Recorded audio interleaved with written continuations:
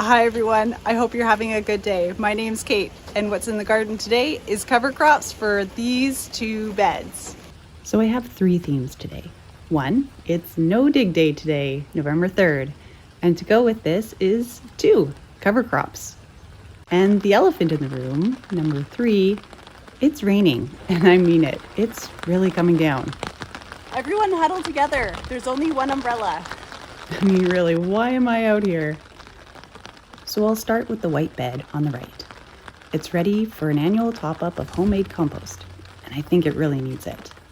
In no-dig style, I cut the summer crops at ground level earlier and left the roots in place. Every time you dig a bed over to incorporate new material, remove plant roots, or for any reason, it disrupts the life cycles and structures within the soil. The big idea behind no-dig gardening is to allow the soil, all full of microbes and living organisms, to do its thing.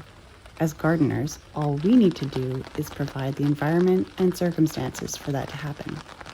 Soil isn't just dirt, it's an ecosystem and a habitat for plants.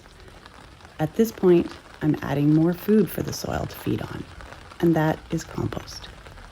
Along with the added compost, I'm planting a cover crop of winter field peas. This also fits well into no-dig gardening. This cover crop is providing multiple benefits. The most well-known benefit is that peas are nitrogen fixers. So they will be adding nitrogen to the soil by pulling it out of the air with their roots, which sounds completely bizarre if you've never heard of this before. But it's a thing they do, and we can use that to our advantage to help future crops grow. Another benefit of cover crops, and this part I'm certainly not an expert in, but it seems to make sense to me, is just having a living plant growing in the soil. Soil is an ecosystem, and ecosystems are complex networks made of living things, and each one provides benefits to another.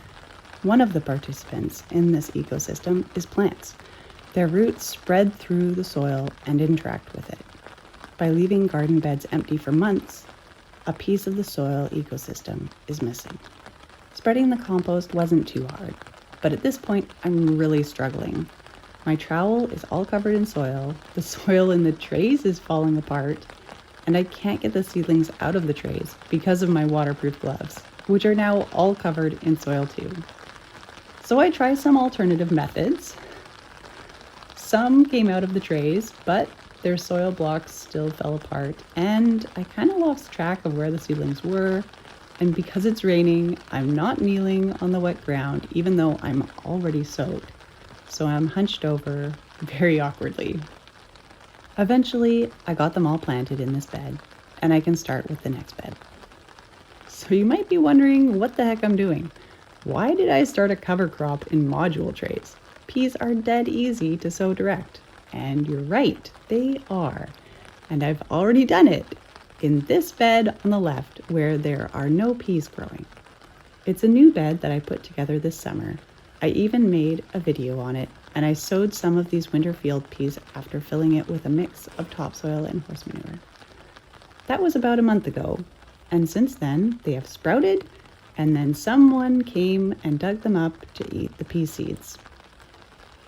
Maybe a squirrel. So I thought the most surefire way of keeping them protected while they get started was in module trays. So here we are, planting out a cover crop that I started in module trays. I even calculated how many to start based on the square footage. After the first ones were sown, I would come out hoping to find peas sprouting, but each day I would be disappointed. And then I noticed there were some nasturtiums sprouting as well. They must have come in from my home compost. But the nasturtiums were not being dug up. So I thought, why not try a sort of nasturtium mulch? It would hide the peas from sight. Nasturtium is strongly scented.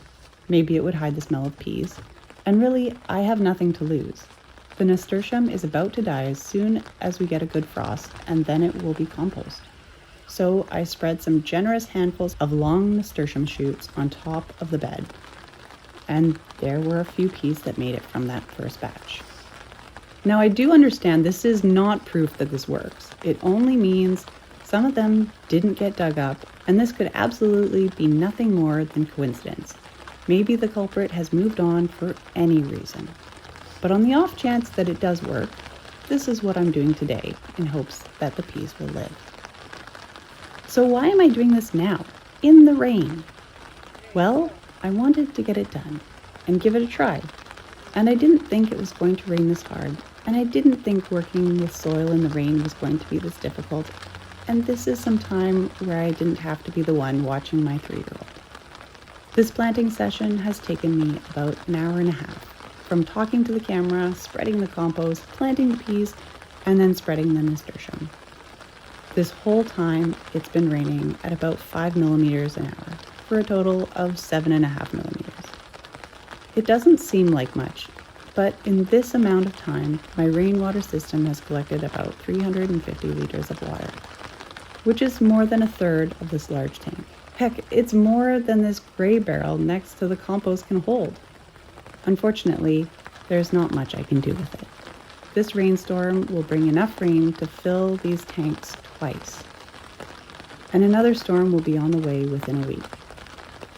And that's how our falls and winters tend to be. I am absolutely soaked through. I think even my armpits are wet. So the question is, was it worth it being out here in this rain?